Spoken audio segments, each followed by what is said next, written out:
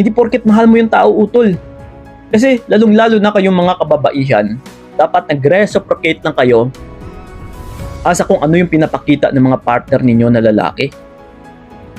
Magmahal lang kayo kapag minamahal kayo ng lalaki. Huwag kayong magmahal kung hindi naman kayo minamahal ng lalaki. Ganun po dapat. Kasi yung sinasabi ninyo na gusto ko siyang mahalin, makuha, is gawain po yan ng lalaki. Na hindi nyo yan gawain, utol, ng mga kababaihan.